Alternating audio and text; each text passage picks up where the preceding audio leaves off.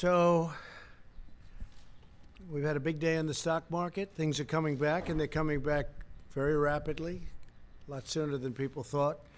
People are feeling good about our country. People are feeling good about therapeutics and possible vaccines. But we're going to go over quite a bit, and maybe at the end we'll take some questions if we have time. It's not too hot. Today I signed legislation and an executive order to hold China accountable for its oppressive actions against the people of Hong Kong.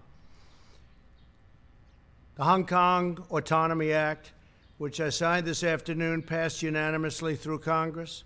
This law gives my administration powerful new tools to hold responsible the individuals and the entities involved in extinguishing Hong Kong's freedom. We've all watched what happened. Not a good situation. Their freedom's been taken away, their rights have been taken away, and with it goes Hong Kong, in my opinion, because it will no longer be able to compete with free markets. A lot of people will be leaving Hong Kong, I suspect. And we're going to do a lot more business because of it, because we just lost one competitor. It's the way it is. We lost a very, very serious competitor that we incentivized to take a lot of business and do well. And we gave them a lot of business by doing what we did. We gave them things that nobody else had the right to do, and that gave them a big edge over other markets. And because of that edge, they've done really historic business, tremendous business, far bigger than anybody would have thought years ago when we did this gift. It was really a gift to freedom. Today, I also signed an executive order ending U.S. preferential treatment for Hong Kong. Hong Kong will now be treated the same as mainland China. No special privileges, no special economic treatment, and no export of sensitive technologies.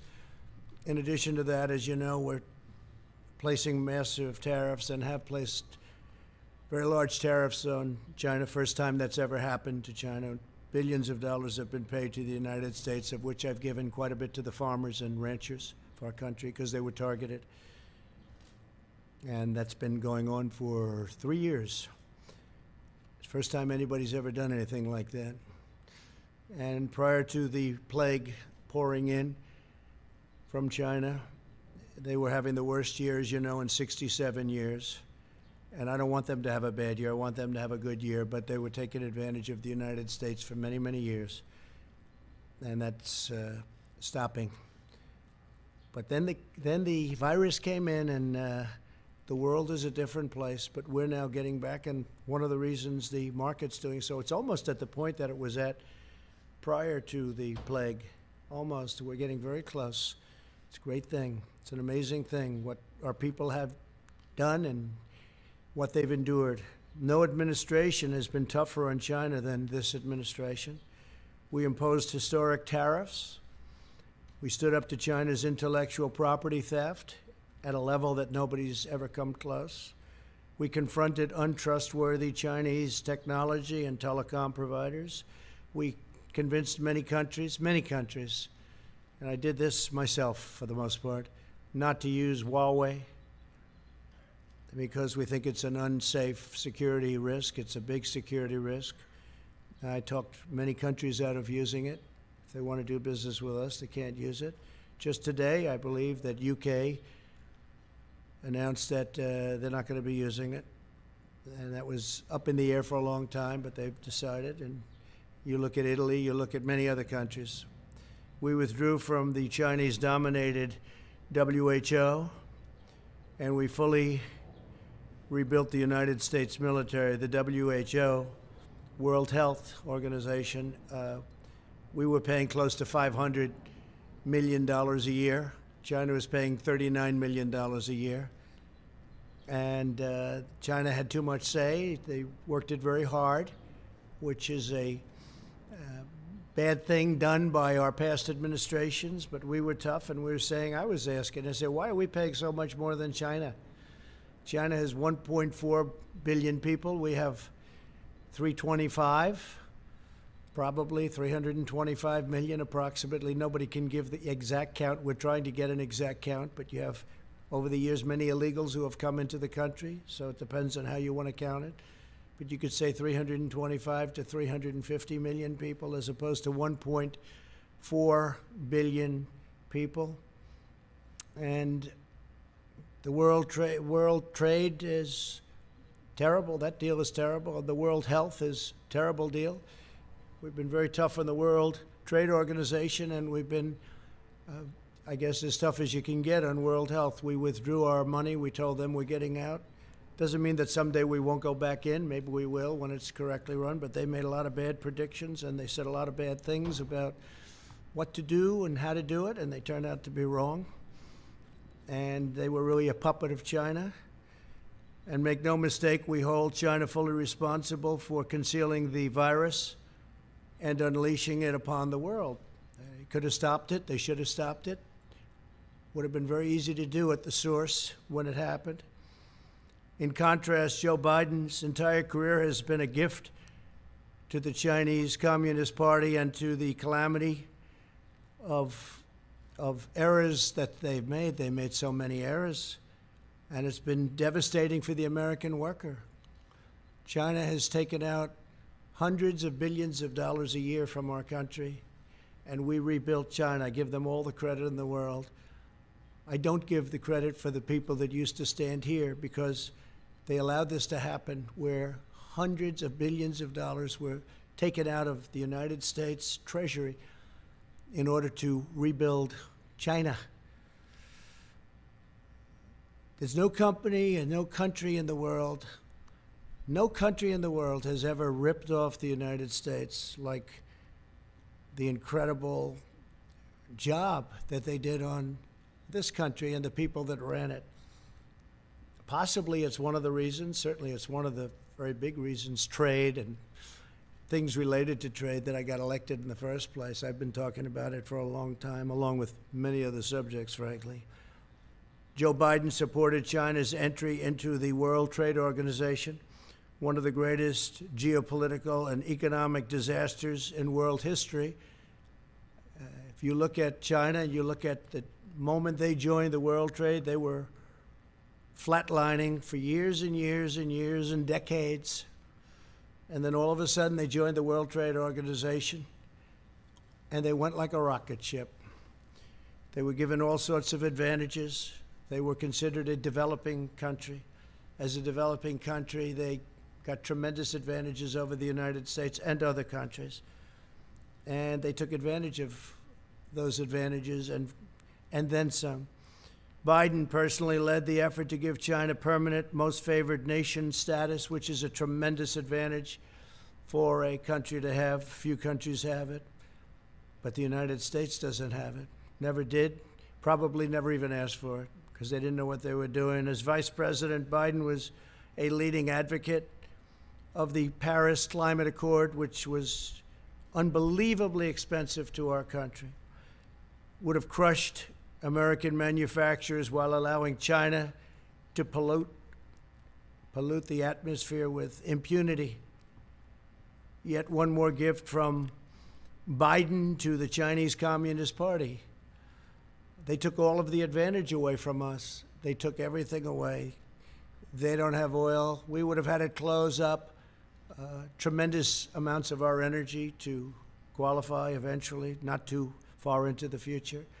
We would have had to do things that would have been unbelievably destructive to our country, including the possible closing of 25% of our businesses. Think of that. And it was going to cost us hundreds and hundreds of millions of dollars for the privilege of being involved in the Paris Climate Accord. And you just have to look at what took place this year in Paris and France, where money was being sent to countries all over the world, and the people of France didn't want to take it, and they didn't, and they did a lot of rioting. They had their taxes raised. We would have had to raise our taxes, and it was a disaster. I've been given a lot of credit for what I did there. It took a certain amount of courage, I guess, because it sounds so nice, the Paris Climate Accord, but it wasn't good for us at all. America lost nearly 10,000 factories while Joe Biden was vice president. Think of that, 10,000 factories. He wrote something today, and he made a statement today that I wrote down, pretty accurate. So Biden was here for 47 years, 8 years, the last 8 years, not long ago, as vice president, he said, 1 in 5 miles of our highways are still in poor condition. Well, we're doing a good job on highways, but why didn't he fix them 3 years ago? Why didn't he fix them? Tens of thousands of bridges are in disrepair and on the verge of collapse. Well, it's probably not a right number, but we have bridges that should have been fixed. Why didn't he fix them? He was there for 8 years with President Obama. Why didn't they fix them? Tens of thousands of bridges. This is what he wrote. High-speed broadband. We want high-speed broadband. Well, why didn't he get it? 3 years ago is not a long time. And he didn't do any of the things, but now he says he's going to be president. And as president, he's going to do all the things that he didn't do. He never did anything except make very bad decisions, especially on foreign policy. So Joe Biden and President Obama freely allowed China to pillage our factories, plunder our communities, and steal our most precious secrets. And I've stopped it largely, but I've stopped it. And it wasn't easy, because you talk about a certain power of the telephone and the calls, where they would call and say, no, we don't want to do that. And other countries would call on behalf of China, but I did it. I did what has to be done. And you just take a look at what's gone on and take a look at at the numbers where they devalued their currency in order to pay the tariffs. Now the Democrat Party is calling for defunding of our military. Think of that, defunding. They want to defund our military when China is building a massive military. They're building a massive military, and Biden wants to defund our military. And the world needs American strength right now more than ever, and we've got it. We've got now, soon, as all this equipment comes in, all made in the USA, we've got the newest, most incredible weapons anywhere in the world. We have the best tanks, the best ships, the best missiles, rockets. We have the best of everything. We have the best fighter jets, the F-35, the F-18. All of these assets are being built. Tankers, incredible tankers, bombers. Hope we don't have to use them. But we have the most incredible military. When I came in, the military was totally depleted. It was at a level that was just absolutely incredible. You know the statements. I made the statements before. I told you what generals told me about our military. And I'll make them again. If somebody needs them, we'll give them to you. Very well documented. As vice president, Biden opposed tariffs, and he was standing up for China. He didn't want to do anything to disrupt the relationship with China, even though China was taking us to the cleaners. He opposed my very strict travel ban on Chinese nationals to stop the spread of the China virus. Millions of people dead from this curse that came at us. But we did what we had to do, and now we'll put out the flames as it happens. We have to get the schools open. We have to get everything open. A lot of people don't want to do that for political reasons, not for other reasons. But if we had listened to Joe Biden, hundreds of thousands of additional lives would have been lost. And if you look at the job he did on swine flu, I looked at a poll. They have polls on everything nowadays. And they got very bad marks on the job they did on the swine flu. H1N1. He calls it N1H1. H1N1. Got very poor marks from Gallup on the job they did on swine flu. And they stopped very early on testing. They totally stopped it. They just said stop. And frankly, if we didn't test, you wouldn't have all the headlines, because we're showing cases. Now, we have just about the lowest mortality rate. But if we did, think of this, if we didn't do testing, instead of testing over 40 million people, if we did half the testing, we'd have half the cases. If we did another, you cut that in half, we'd have yet again half of that. but the headlines are always testing. Now, the testing is a good thing, but at the same time, it's fodder for the fake news to report cases. So we're doing 40 million plus, going to be very close to 45 million people. And when I turn on the news, I see cases, cases, cases. They don't talk about deaths being cut down to a level that actually tenfold they use. I got that from one of the very respected media outlets. Tenfold, cut tenfold deaths, but they don't talk about that. They talk about cases, and the cases are created because of the fact that we do tremendous testing. We have the best testing in the world. We now make ventilators for the world. We had very few ventilators. There wasn't one person in any hospital anywhere in this country that needed a ventilator that didn't get it. And that was because we mobilized to a level, using the Purchasing Act in some cases, we mobilized to a level that nobody thought possible. Nothing's happened like that since World War II. Our task force has done a great job. Mike Pence works so hard, it gets so little credit. Sad to see that, actually. But he works so hard, gets so little credit. The governors would tell us, we'd be on the phone with 50 different governors. They'd all tell us what a great job, great job. And then they'll go to the media and say, well, they didn't do such a good job. Well, we did a great job. We made a lot of governors look fantastic. We did in New York. What we did in New York was one of the most incredible things. 2,800 bed in Javits Center, but the governor used very few of them, unfortunately. Then we moved in our great hospital ship, one of our two great. We moved one also to Los Angeles. And we could have used that for our senior citizens. We could have used it for other people. They could have used it instead of sending our seniors back into nursing homes that were infected, where you lost thousands of people. Thousands of people in New York died because of poor management by the governor. And it's a very sad thing to see, and very sad to watch, and very sad to look at those statistics. But we have an incredible Javits Center that we built with thousands of beds. I think it was 2,800, all ready to go. And they could have sent people there, or they could have sent senior citizens there instead of sending them into the nursing homes. And after all of that work and getting it done, the Army Corps of Engineers, I mean, the job they did was incredible. They built it in a matter of days. When it was all completed, FEMA, everybody was there, doctors. We ended up getting doctors. They said, we can't man it. I said, so we'll man it and woman it. And that's what we did. We brought in doctors, nurses, everything. We're all set. We said, where are the people? They didn't send the people. Very few people came in. They could have sent them into the Javits Center. They could have sent them to the hospital ship, which was virtually unused, but we were there. By contrast, my administration acted very early to ban travel from China, from Europe, saving all of these lives. Incredible. And I want everyone to know, I want every citizen to know that we're using the full power of the federal government to fight the China virus and to keep our people safe. Through Operation Warp Speed, we will deliver a vaccine in record-breaking time. We're doing very well on the vaccines. We have many, many different vaccines being studied right now, many of which are looking really good.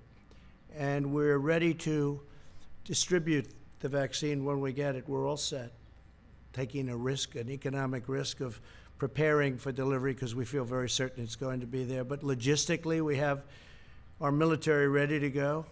We have generals, that's all they do is distribute things, and they're going to be distributing hopefully a vaccine or a therapeutic.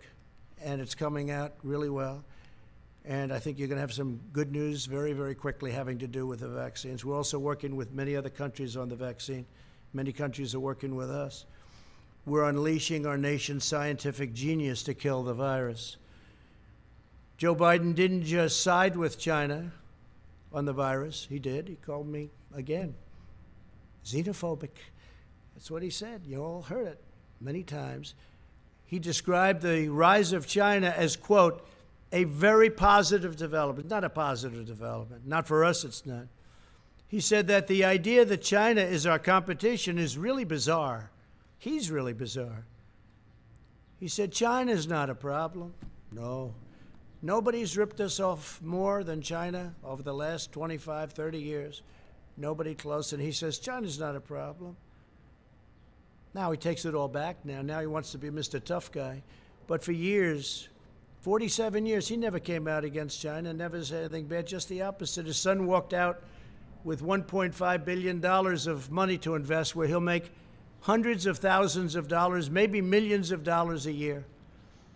Walked out with $1.5 billion. I asked one of the biggest people on Wall Street, maybe the biggest, $1,000 a month with a lot of money paid up front to work for Burisma.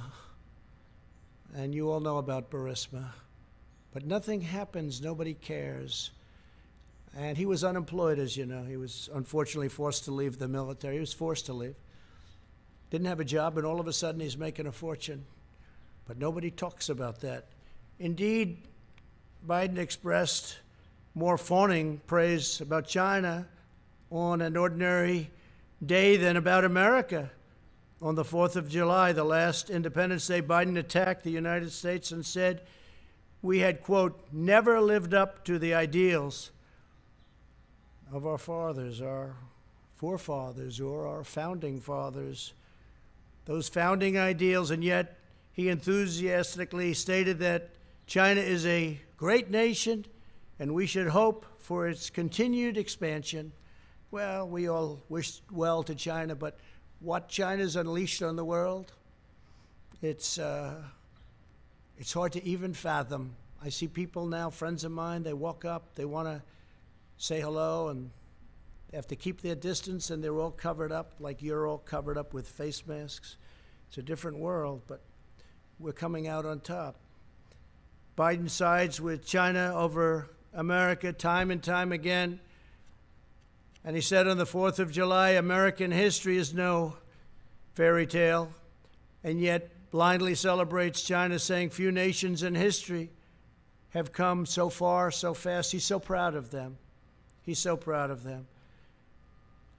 Now Joe Biden is pushing a platform that would demolish the U.S. economy, totally demolish it. So we built the greatest economy in the history of our country, greatest in the history of the world. That was a few months ago. Best unemployment numbers ever. Best for African American, Asian American, Hispanic American. Best for women, best for everybody. Best for young people that didn't have a high school diploma, didn't have a college diploma. They had a diploma, they were really in good shape. We built the greatest ever. Stock market highest ever in history. We had 143 days of all-time stock market highs in just less than 3.5 years. And we had to close it down because we did the right thing by doing that. As I said, we saved millions of lives. But China was saying, this is incredible what's going on. China was for the first time respecting the United States. And now they want to do something that's much different, Joe Biden. So I've watched this, and I've watched it with great interest. We're building our economy again. I guess the stock market went up almost 500 points today, or something thereabouts. You'll check, but it was up a lot when I left. And our economy is coming back. We're almost at a level where, even though it's long before the very important, maybe the most important ever election of November 3rd. We're long before that, but we're close to record stock markets again, and NASDAQ hit an all-time high for the 16th time. Think of that, for the 16th time over the last month or so, for the 16th time. So one of our markets already hit an all-time high. Today, Joe Biden gave a speech in which he said that the core of his economic agenda is a hard left crusade against American energy. He wants to kill American energy. He wants to re-enter the unfair, one-sided Paris Climate Accord, which will destroy us, at the expense of many other nations who benefit. It was actually drawn, in my opinion, to take advantage of the United States, just like so many other deals are done to take advantage of the fools running the United States. But this would do nothing for the environment, but would cripple American industry while greatly helping China. He wants to impose massive energy taxes and job-crushing mandates to eliminate carbon from the United States economy. Let him define the word carbon, because he won't be able to. Obliterating American oil, clean coal, natural gas, and the natural energy resources that supply countless American jobs. Joe Biden put AOC, a young woman, not talented in many ways, in charge of his energy plan and the environment, essentially. Her and Bernie Sanders, who ran a lot of times for president, never made it. Good base, but that's about it. In other words, he wants to impose the Green New Deal on our country. When I first saw the Green New Deal, I thought it was a joke. I said, this will never go anywhere. Now they're trying to impose it. This will destroy our country and make us non-competitive with other countries. Don't forget, we're in competition with China and with many other countries throughout the world. We're in tremendous economic competition, including Europe, which has never treated us well. The European Union was formed in order to take advantage of the United States. They formed, and they take advantage of the United States. And I know that. They know I know that. But other presidents had no idea. Last week, Joe Biden released his unity platform developed with socialist Bernie Sanders, describing what he would do if elected president. The Biden-Sanders agenda is the most extreme platform of any major party nominee by far in American history. I think it's worse than actually Bernie's platform. It's gone so far right. And he's doing that because he's begging for that vote. But one of the things I just asked my people to do is just draw up for me, just quickly, some of the things that we've been hearing about over the last couple of weeks. And these are actual key elements of the Biden-Sanders unity platform. Abolish immigration detention. No more detention. You come in here illegally, no more detention. Stop all deportations. So if we get a MS-13 gang member, which we've taken out of our country by the thousands, brought them back to Honduras, Guatemala, can't do that anymore. El Salvador, can't do that anymore. Stop all deportations. In other words, we'll take all of these people, many of whom are in prison for rape, murder, lots of other things. End prosecution of illegal border crossers. Oh, okay, they come in illegally and we have to stop the whole process. Support the deadly sanctuary cities where many of these people are protected better than the American citizen is protected. Incentivize illegal alien child smuggling. Give it an incentive, because if you look at what they're saying, that's exactly what they do. Incentivize illegal alien child smuggling. They're incentivized by what this plan calls for. Expand asylum for all new illegal aliens. How about that one? All new illegal aliens. Expand asylum. Cancel all asylum cooperation agreements in the Western Hemisphere. Well, we have agreements with Honduras, Guatemala, with El Salvador. We have great agreements where when Biden and Obama used to bring killers out, they would say, don't bring them back to our country. We don't want them. Well, we have to. We don't want them. They wouldn't take them. Now with us, they take them. Someday I'll tell you why. Someday I'll tell you why. But they take them, and they take them very gladly. They used to bring them out, and they wouldn't even let the airplanes land if they brought them back by airplanes. They wouldn't let the buses into their country. They said, we don't want them. I said, no, but they entered our country illegally, and they're murderers, they're killers in some cases. And they said, nope, we don't want them. They'd turn the bus around, they'd turn the plane around, then they'd land in the United States, and who knows what happened to them. But it wasn't good. Taxpayer-funded lawyers will be given to all illegal aliens. So we're going to pay now for the lawyers' lobby, and we're going to give all illegal aliens taxpayer-funded lawyers. How does that sound? Pretty good? In other words, come in here illegally, we're going to give you free legal advice. We'll take you up to the Supreme Court as much as possible. Abolish immigration enforcement against illegal workers. Think of that. Abolish immigration enforcement. They're going to abolish immigration enforcement.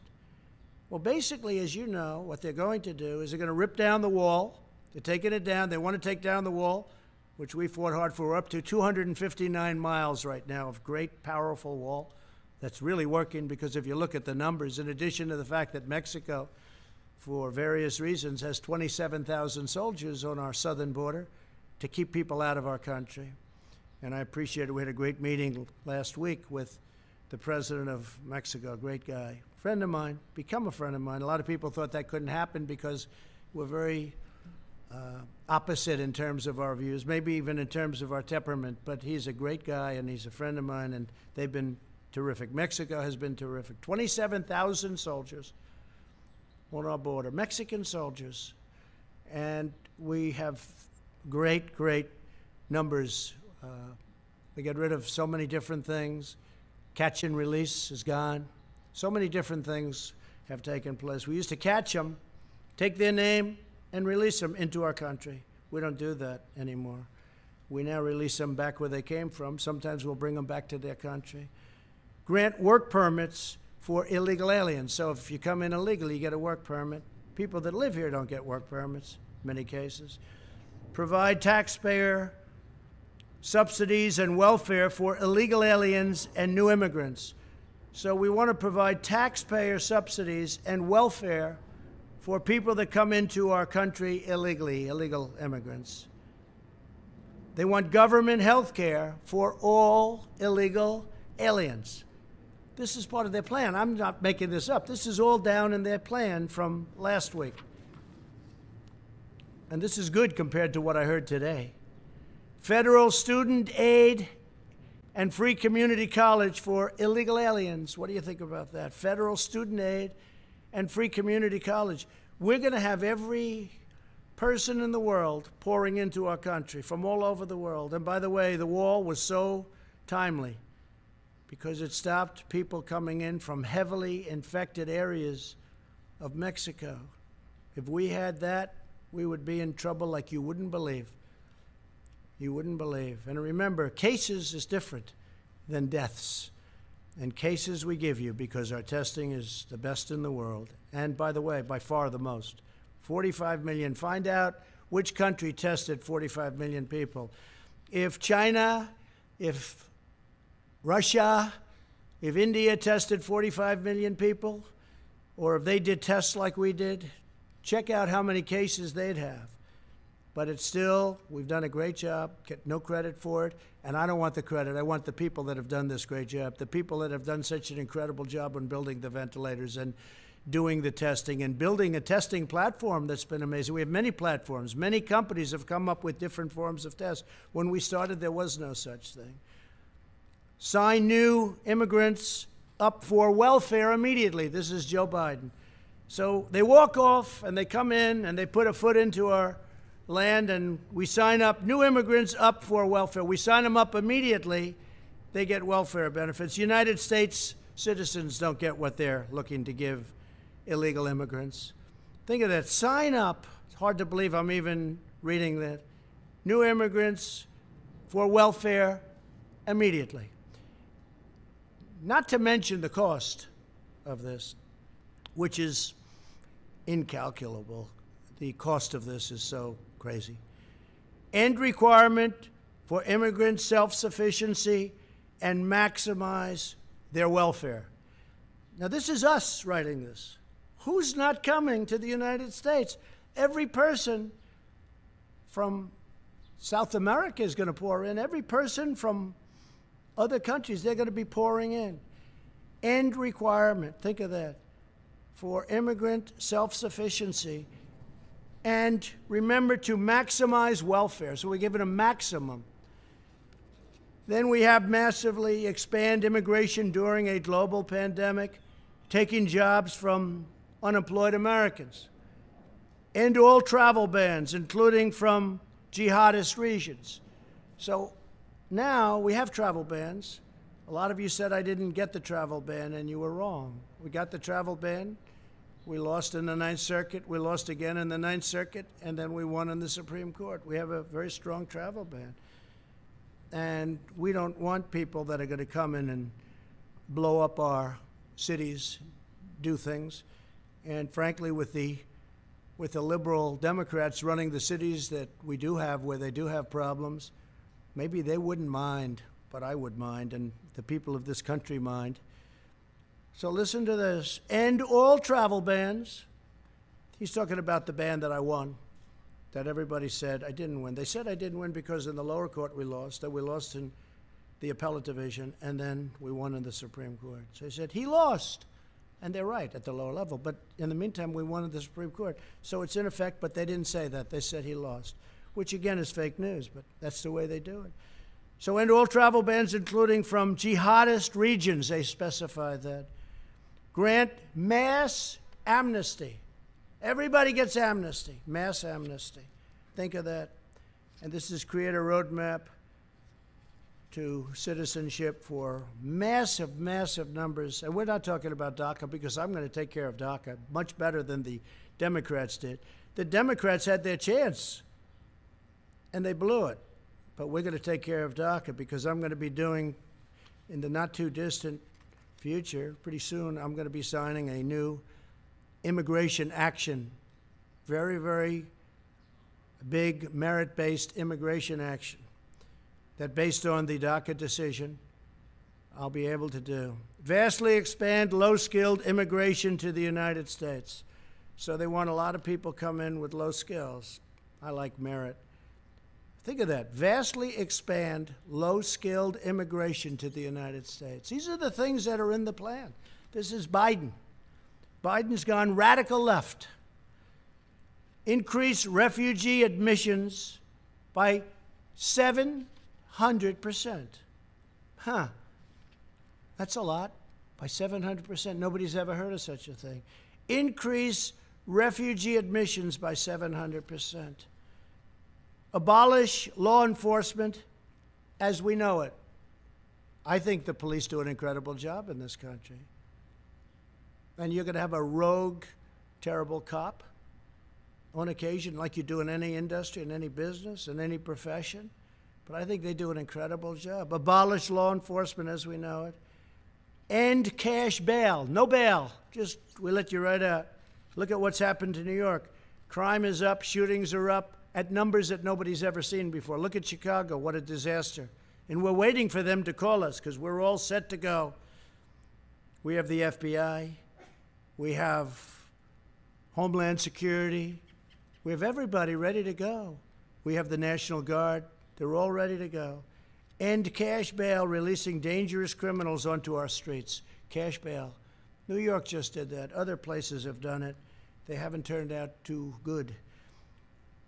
Abolish completely the death penalty. And I know there's a lot of debate on the death penalty, and there has been for a long time, but sometimes you use the death penalty, depending on the crime. You know what happened today with regard to the death penalty. Appoint social justice prosecutors in order to free violent criminals. So they want to appoint social justice prosecutors to free violent criminals. End mandatory minimums. And that's by empowering judges to determine appropriate sentences, by fighting to repeal mandatory minimums at the federal level and give states incentives to repeal their mandatory minimums. We could go on for days. Incentivize prison closure. So they want to close our prisons. They now want to abolish our police departments. They want to abolish our prisons, I guess. Incentivize jail and prison closures as populations decline. Ensure the resources saved are invested directly into those communities. So they want to close them rather than have them for some very bad people, people that are not going to behave when they get out. You see that in New York. They allowed a lot of criminals out, and those criminals are causing havoc. And then they got rid of their incredible and legendary crime squad. And bad things are happening in New York. Bad things are happening. I love New York. I hate to see what's going on. End solitary confinement. Free federal housing for former inmates. So federal housing now can go to inmates, former inmates. Rejoin Paris Climate Accord and seek an even higher level of restrictions. Oh, I didn't notice that. Oh, I see. So they want to rejoin the Paris Climate Accord, and they want to seek an even higher level of restriction. In other words, make it worse than it was. Mandate net zero carbon emissions for homes, offices, and all new buildings by 2030. That basically means no windows, no nothing. It's very hard to do. I tell people when they want to go into some of these buildings, how are your eyes? Because they won't be good in 5 years. And I hope you don't mind cold office space in the winter and warm office space in the summer, because your air conditioning is not the same as the good old days. Mandate zero carbon emissions from power plants by 2035. Zero. We're talking about zero. Nothing can go in the air. Mandate net zero carbon emissions by 2050. And I believe he's changing that. He's bringing it down. He wants no petroleum product. He wants no oil or gas. I don't think Texas is going to do too well. They're going to get rid of about 7 million jobs if you go by the Biden plan. I don't think that Oklahoma, North Dakota, Pennsylvania, you're going to be too happy with that, and many other states, Ohio. Mandate all 500,000 school buses and all 3 million government vehicles be changed to zero-emission vehicles within 5 years. I've heard of worse than that. Install 500,000 taxpayer-funded charging stations nationwide. Here's a bad one, really bad one. End school choice. There is nothing that the African American community wants more than school choice. And mothers and fathers are going to be very happy to see him be defeated just on that alone. End school choice. So Joe Biden wants to end school choice. End tax credit scholarships serving disadvantaged students in 26 states. Oppose 14 million Americans with education savings accounts.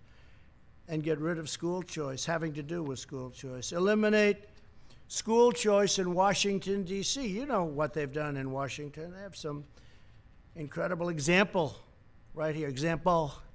I know of one example. I think they have a number of them, but one is incredible. Abolish all charter schools. Charter schools are doing great.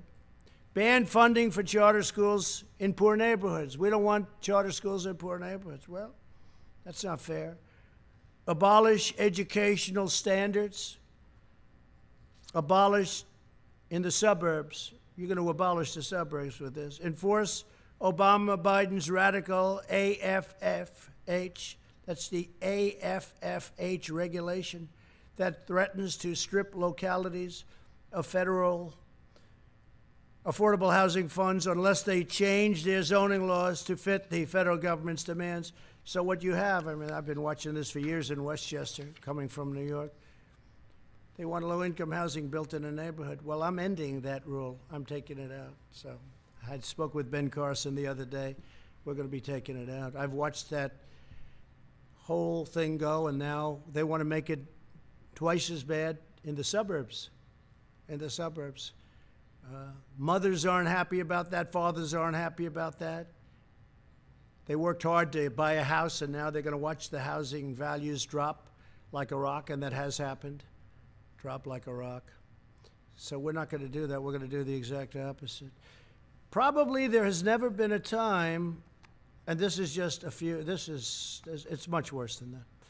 We did this very quickly. It's probably never been a time when candidates are so different. We want law and order. They don't want law and order.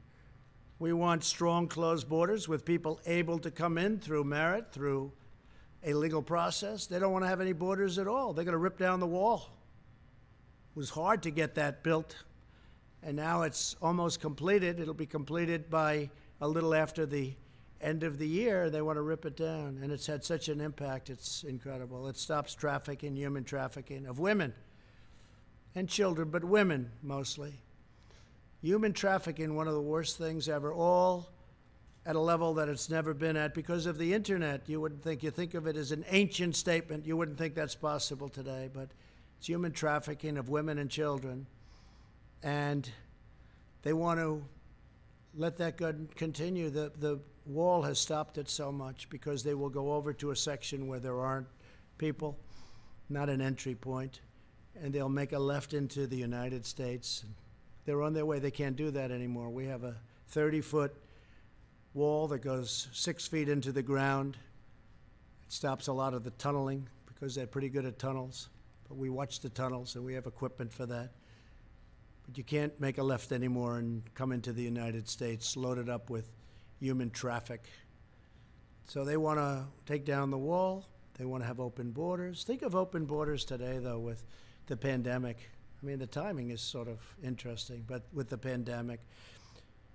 So there's never been a time when two candidates were so different. I mean, I've seen races where it's like the same exact platforms. I'm even talking about essentially Democrat, Republican. There's not that much difference. There's a little difference, but there's not much.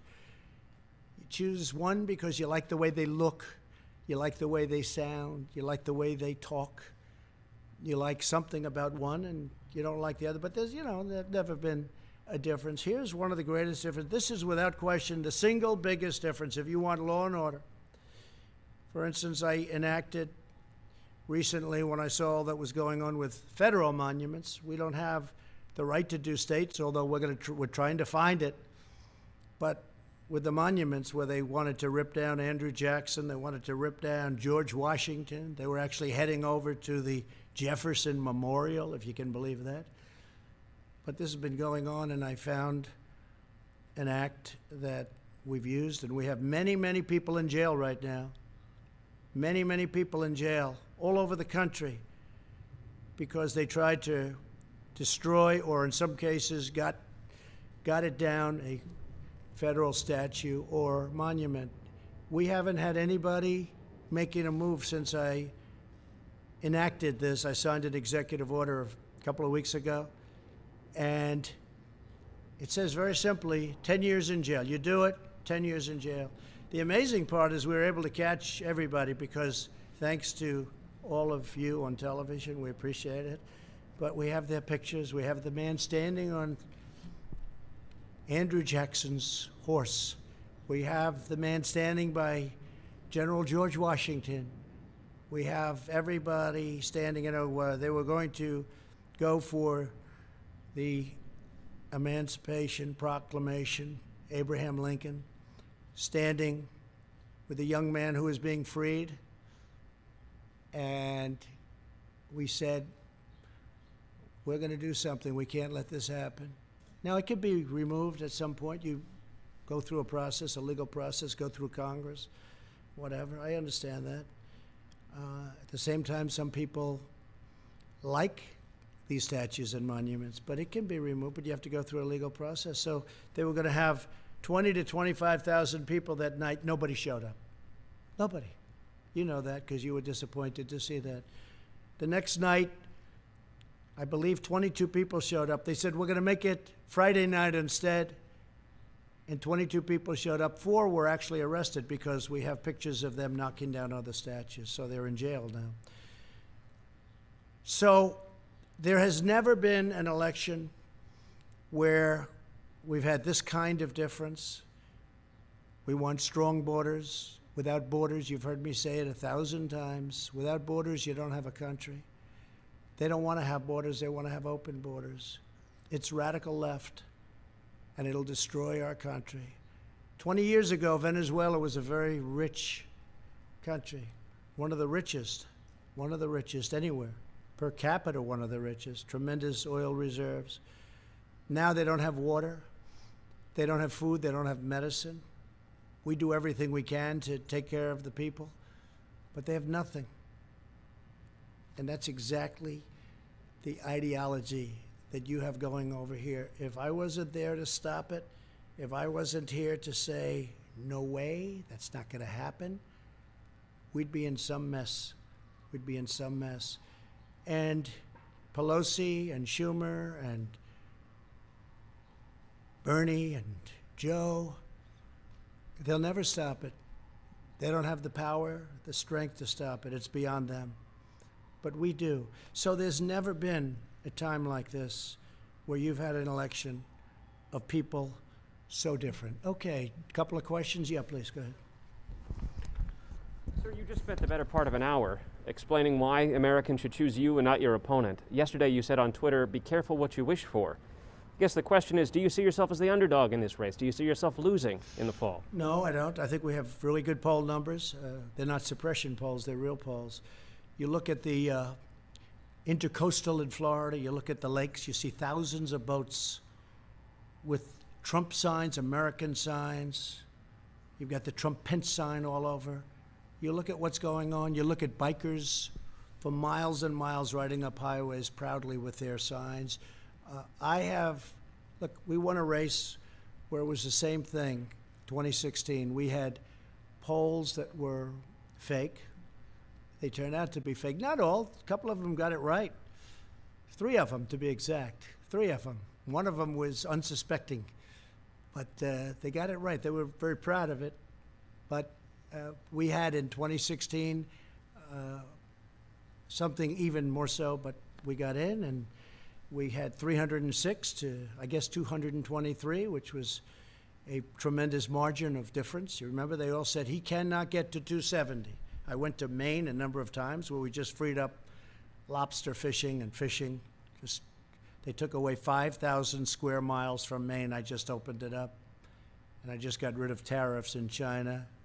And we're working on European Union, which charge our fishermen tariffs. And I said, you're not going to do that. So we freed it up for Maine. But if you take a look, we went up there recently. There were crowds, thousands of people lined up going over to a factory where we were opening up for. We're making swabs, a beautiful big new factory making swabs. I think that the enthusiasm now is greater, and maybe far greater than it was in 2016. I think a lot of people don't want to talk about it. I think they're not going to say, hey, I'm for Trump, I'm for Trump. They don't want to go through the process. And I fully understand that because the process is not fair. The media doesn't treat us fairly. They never have, and perhaps they never will. But maybe they will when we turn this around for a second time, and it's going to happen very quickly. When we turn it around for a second time, maybe they will. I think we're doing very well in the polls, and I think you have a silent majority, the likes of which this country has never seen before. This is a very important election. We've done a great job. We had to turn it off, as I said, turn it off, and now we've started it again. As you know, they announced 2 weeks ago record job numbers, almost 5 million people. And that beat the last month, which was also a record, 2.8 million people. Nobody's ever done what we've done, and now we're doing it twice. And I think by Election Day, you're going to see some incredible numbers. The third quarter is going to be really good. Fourth quarter is going to be great, but next year is going to be one of the best economic years. So hopefully I'll be able to be the president where we say, look at the great job I did. At this point. I think great. I think we have a great chance. I think we're going to have a lot of people show up. I'm very worried about mail-in voting because I think it's subject to tremendous fraud and being rigged. You see that Paterson, New Jersey, where I believe it was 20% of the vote was fraudulent. It was all sorts of things happened. I understand a mailman was recently indicted someplace for playing games with the mail-in ballots. You'll have tremendous fraud if you do these mail-in ballots. Now, absentee ballots are okay, because absentee ballots, you have to get applications, you have to go through a process. If I'm here and I vote in Florida, you get an absentee ballot, but you have to go through a process. Absentee ballots are great. But mail-in voting, where a governor mails millions of ballots to people all over the state, California, millions and millions of ballots as an example, and then they come back, they don't come back, who got them? Did you forget to send them to a Republican area or a Democrat area, I guess you could say? But if you take a look at all of the unbelievable fraud that's been involved with mail-in voting over the last even short period of while, but look at Paterson, New Jersey. It was a massive error and a massive miscalculation, and there was incredible fraud. Look at the city council, what's happened to it. This is one place, but you have many places, and they're all over. Yes, please. Thank you, sir. I want to know, when's the last time you spoke with President Xi of China, and do you plan to speak with him in the near future? No, I haven't spoken to him. Well, no, I don't. I have no plan to speak to him. Yeah, please go. Thank you. So, do you want to do a follow-up? Yeah, if you don't mind. Okay, yeah. Is it okay? Yeah, go ahead. Yeah. I just wanted to know, Ruth Bader Ginsburg was hospitalized today with an infection. Wanted to know if you had any reaction to that news. No, I wish her the best. I hope she's better. I didn't hear that, actually. She was just hospitalized? No, that's too bad. No, I wish her the best. Okay. She's actually giving me some good rulings. Okay? So you know that, right? People were surprised. No, I wish her the absolute best. Please. Thank you, Mr. President. So you were mentioning the travel bans, and I wonder, when do you plan to review that? Because the European countries are in the situation is under control, much a better place than the U.S., and there is no ban for other hotspots like Russia and India. So what will be the criteria to change that? And another question. Well, you know, we've banned for Europe, and at some point that'll come off, and we're dealing with them all the time. The relationship's very good. They just don't treat us very well on trade. They have been very unfair to us over many, many decades, and we're doing that. It's very easy to solve. I was all set to solve it, actually, and then we got hit with the plague. But we have a travel ban on various countries, and that travel ban remains until such time as we say it doesn't remain. And We want our country safe. We don't, unlike Biden, we don't want to have criminals pouring into our country. We don't want to have open borders. We're not going to have that. And we want to take care of our police. We want to actually fund our police, not defund them. And we're not going to abolish our police, and we're not going to make our military small and weak, because probably, or at least at top of the level, we need our military right now. Yeah, go ahead, please. So how do you think that the America First policy can work during a pandemic? Aren't you concerned that this could actually damage the U.S. and make China more influence around the world? Okay, look, my policy is America First. We've lost hundreds of billions of dollars a year with China and many other countries. And what we're doing is just handing everybody everything. It's just sad. I've watched it. I've looked at it. We did the U.S.-Mexico. You saw that, USMCA. We made a very fair deal on trade. We had the worst deal ever, right? You know that. We had the worst deal ever, and it replaced that. It replaced that horrible NAFTA deal that was one of the worst trade deals ever made. I'll tell you, the only deal that might be worse is the WTO, World Trade Organization. Maybe worse. OAN, please. Thank you, Mr. President. Your administration has taken tangible steps to ensure that Chinese companies are not taking advantage of our U.S. stock markets, our trade. Last week, your administration sent a letter to the Railroad Retirement Board asking them to reconsider investments in Chinese defense firms. Meaning not to invest. Correct. That's cool. So where is that request now, and are you taking tangible actions to ensure that U.S. investments don't continue to fund defense firms in China? And you'll see more coming. This was a very important bill that we signed, but you're going to see more coming over the next short period of time. But yes, we don't want them investing in Chinese military companies, okay? Letters, I mean, what actions can be taken to ensure that does not happen? Well, you have a lot of actions we can take, including the